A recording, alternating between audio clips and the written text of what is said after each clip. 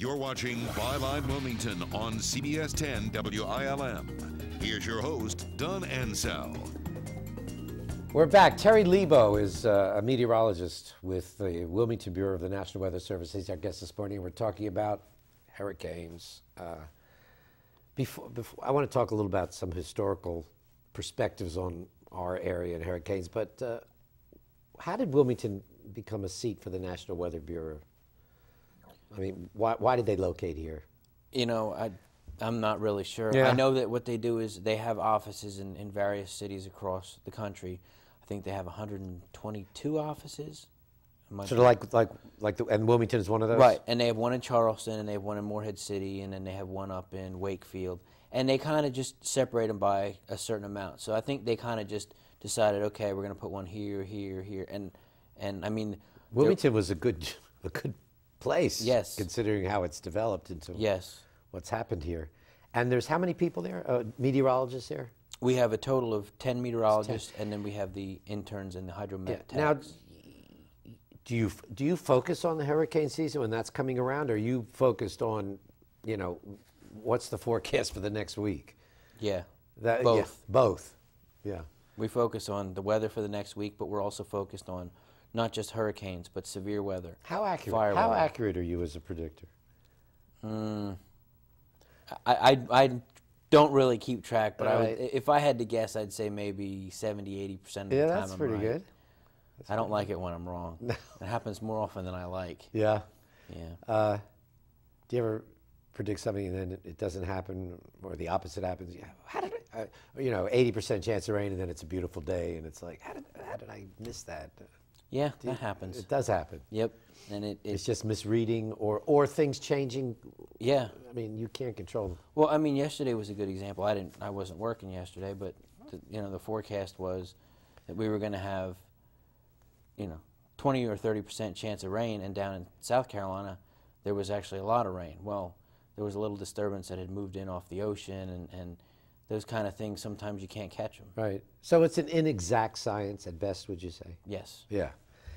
All right, so we talked about Dr. Gray and his predictions, and I think he said there'd be 15 named storms this season, and 8 would become hurricanes. That was his overall prediction for the season. And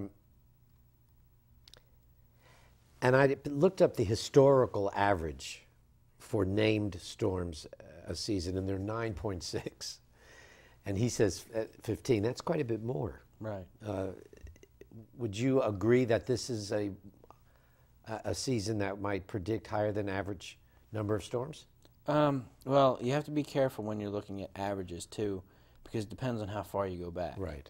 If you go back through the I think record, that was since 1806, but it may be. I think one thing is that I try to do is I usually only go back about 30 years. And Right. the reason I do that is because we now have satellites and we have better ways of detecting storms that might not have been caught, or weak tropical storms that stayed off the coast, that didn't impact shipping, so they were never known.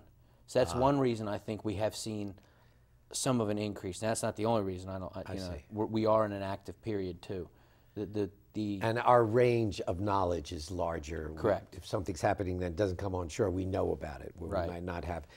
But I'm still going to stay in this mode for a second, because I found these stats fascinating. I was doing a little research. Since 1806, that's the year the National Weather Service began keeping records, somewhere in the neighborhood of 70 tropical systems have made a direct landfall on North Carolina. That's 204 years.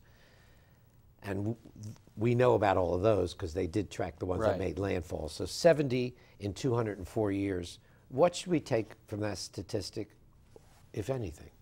I mean, it tells me that we're probably going to get one, every couple of years. So, be prepared. That's the biggest thing I tell everybody. You always be prepared. It's better to be ready for it and not have it than have it and not be ready. Well, good advice. Absolutely. I found it interesting. From 1986 to 1992, that's 6 years, no storms hit North Carolina. And then 1993 to 1999, 5 storms hit in 6 years. Yep. What does that tell us? That We don't know any. We don't know how to. We can't predict really with any accuracy. Another thing is that there's general agreement that the Atlantic tropical season goes in cycles. There's 20 to 25 year active periods, and then there's 20 to 25 year periods of inactivity. In the Atlantic. Right. We do know that. Well, it's kind of that's how generally it's agreed. That's kind of what how the feeling is among the scientific community. And interestingly enough, that period that you cite, the early 90s were the end of the inactive period, and the middle 90s were the start of the next active period. So we're in the active. Where are we? We're in the active period. We probably have another 5 years or so to go before we start to swing to an inactive period. Was Hazel in an active or an inactive period? Do you know offhand? That was in 54? Yeah, well, I mean, let's do the math. 20 years off of 80. That would have been roughly in an active period. So we're just really getting the meat and potatoes of this season doesn't happen until August and really September. September, yeah. Yeah. In fact, Hazel was in the middle of October. And we've had November storms. Yes. There's only been one Cat 5 to make landfall in North Carolina. That was Donna in 1960.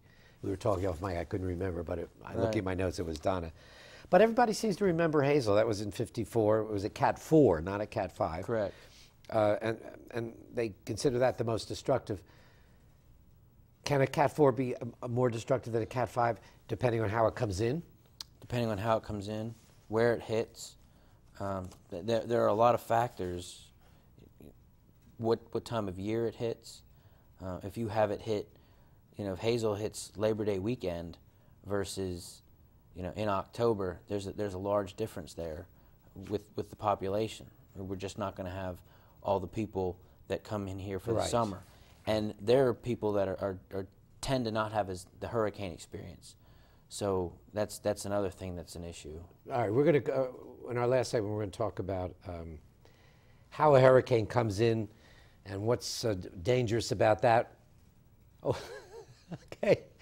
Actually, we're not going to have time to talk any more about this. I hope you come back and chat with us a little bit more. Anytime. Yeah, I'd love to have you back and talk about more issues like the eye of the storm and whatever. But next week, what's up with the Wilmington Convention Center? The new GM will give us the inside story on Byline next week. For Byline Wilmington, I'm Don Ansell. Have a great week. You've been watching Byline Wilmington on CBS 10 WILM. Join us every Sunday morning as we explore the issues that concern you.